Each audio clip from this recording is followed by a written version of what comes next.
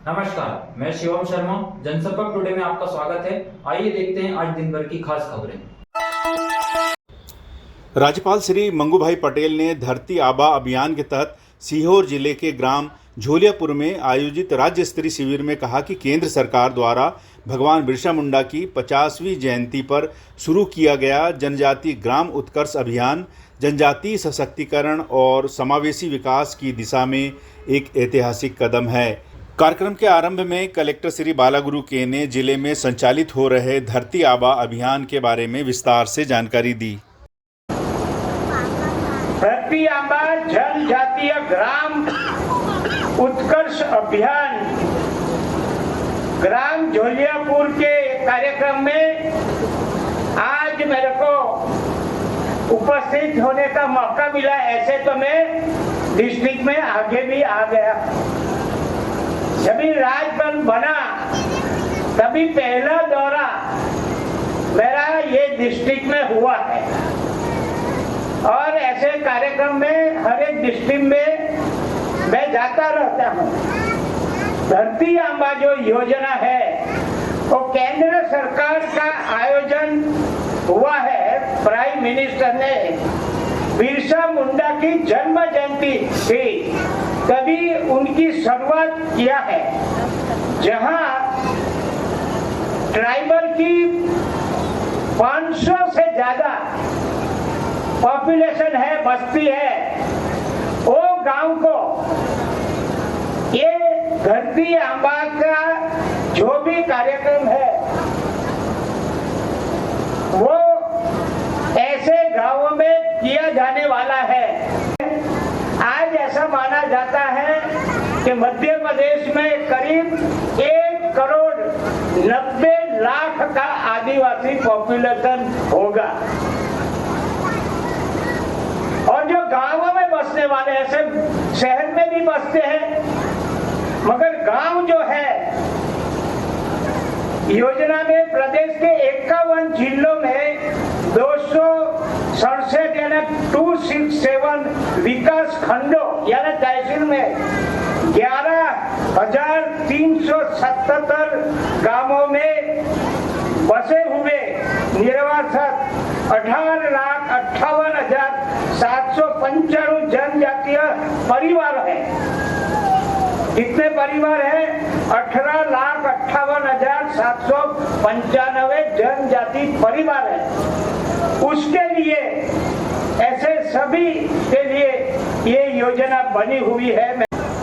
गरीब घर में कोई एक बीमार हो जाए और उसका खर्चा जो आ जाए तो सारा परिवार दुखी हो जाए। एक बार पैसा नहीं, उसे दूसरी जगह और इलाज का कोई ठिकाना नहीं।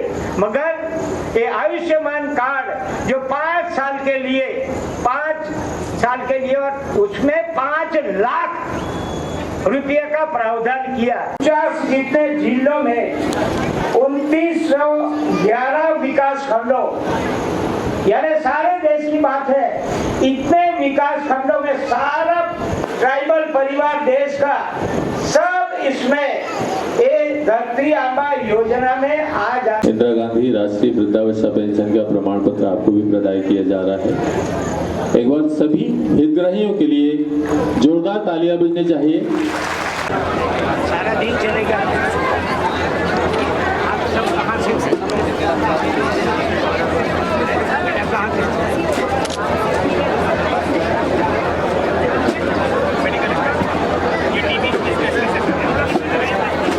एकदम निर्मूल है।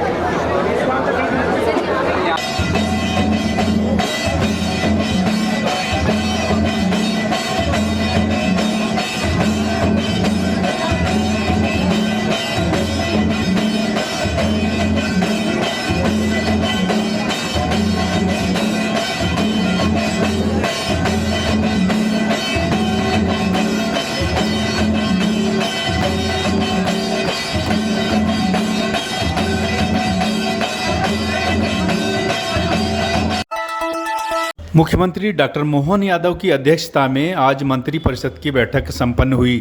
बैठक में कई महत्वपूर्ण निर्णय लिए गए। मंत्रिपरिषद द्वारा लिए गए निर्णयों के बारे में नगरीय प्रशासन एवं आवास मंत्री श्री कैलाश विजयवर्गीय ने विस्तार से जानकारी दी। बैठक हुई है, उसमें कर्मचारियों के लिए एक बहुत बड़ा निर्णय लिया है। आप सभी जानते हैं कि बहुत सारे कारणों से, मैं कारणों को नहीं गिनाऊंगा, आप सबको मालूम है, उच्चतम न्यायालय, उच्च न्यायालय, उसके कारण प्रमोशन में पिछले 9 वर्षों से काफ़ी बाधा आ रही थी। इस बार हमने एक रास्ता निकाला है जिससे कि हमारे कर्मचारियों के प्रमोशन हो, और जब प्रमोशन होंगे तो निश्चित रूप से नीचे के स्थान रिक्त भी होंगे, तो फिर हम लोगों को भर्ती भी देख कर पाएंगे। तो इसलिए एक नई भर्ती के दरवाजे भी खुलेंगे। तो एक बहुत बड़ा महत्वपूर्ण निर्णय लिया है 9 वर्षों बाद। आरक्षित वर्गों का प्रतिनिधित्व भी हमने सुनिश्चित किया है और उनके हितों का भी पूरा ध्यान रखा है हमने। कहीं पर भी जो आरक्षित वर्ग है उनके परसेंटेज को पूरा ध्यान में रखते हुए हमने परसेंटेज, जैसे कि अनुसूचित जनजाति के लिए 20% और अनुसूचित जाति के लिए 16% आरक्षण का प्रावधान है, वो भी इस प्रमोशन में हमने पूरी तरीके से ध्यान रखा है। उच्चतम न्यायालय और उच्च न्यायालय के जितने भी आदेश थे, चाहे वो एम नागराज का हो, जनरल सिंह का हो, आर के सबरवाल का, इन सारे प्रकरणों की हमारे विधि विभाग से पूरी जानकारी लेकर तो प्रमोशन में किसी प्रकार की कहीं पर भी विधिक तकलीफ नहीं आए, इस बात में ध्यान रखते हुए हमने पूरी प्रमोशन की नीति बताई है। एक और महत्वपूर्ण निर्णय आज सक्षम आंगनवाड़ी पोषण 2.0 योजना के अंतर्गत विशेष जनजाति क्षेत्रों में पीएम जनमन कार्यक्रम हेतु 459 नवीन आंगनवाड़ी केंद्रों की स्थापना, संचालन एवं भवन निर्माण की स्वीकृति दी गई है। 459 आंगनवाड़ी केंद्रों के संचालन हेतु आंगनवाड़ी कार्यकर्ता 449 एवं आंगनवाड़ी सहायिका के 459 पद तथा आंगनवाड़ी केंद्रों के परीक्षक हेतु पर्यवेक्षक के 26 पद, नियमित शासकीय सेवक पद मतलब 25,380,500 के सेशन की स्वीकृति दी गई है।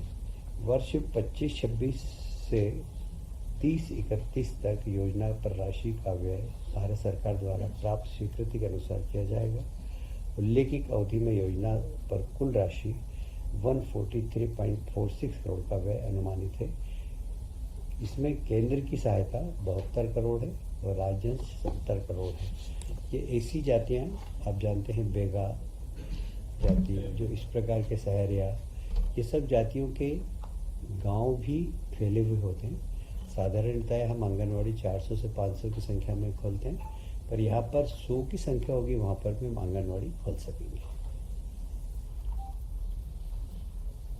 मध्य प्रदेश विद्युत पारेषण कंपनी द्वारा वित्तीय 25-26 में प्रचलित निर्माणाधीन पूंजीगत योजनाओं का अनुमोदन प्राप्त किया गया है। आज कुल मिलाकर 5,163 करोड़ बिजली के ट्रांसमिशन में के सुधार हेतु 5,163 के इतने पैसों की स्वीकृति दी गई है। क्वालिटी विद्युत लोगों को मिले, इस दिशा में सरकार का एक बहुत महत्वपूर्ण निर्णय है ये, और मुझे लगता है कि इससे लोगों को जो बीच बीच में कभी कभी हम देखते हैं कि बिजली ड्रॉप हो जाती है, वह ड्रॉप होने से बचेंगे। निश्चित रूप से इससे उपभोक्ताओं को बहुत बड़ा लाभ मिलेगा। कैबिनेट के पूर्व आज मुख्यमंत्री जी ने कुछ जानकारी दी जो मैं आपको अवगत कराना चाहता हूँ। ग्रीष्मकालीन मूंग और उड़द का एमएसपी पर उपार्जन, भारतीय किसान संघ तथा किसानों की चर्चा उपरांत राज्य शासन ने एमएसपी पर ग्रीष्मकालीन मूंग और उड़द के उपार्जन पर निर्णय लिया है।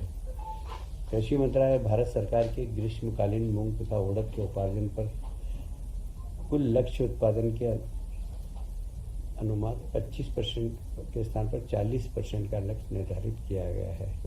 आज भारत सरकार से उपार्जन की अनुमति तथा लक्ष्य प्राप्त हो गई है। मूंग का एमएसपी 8,682 रुपये प्रति क्विंटल है।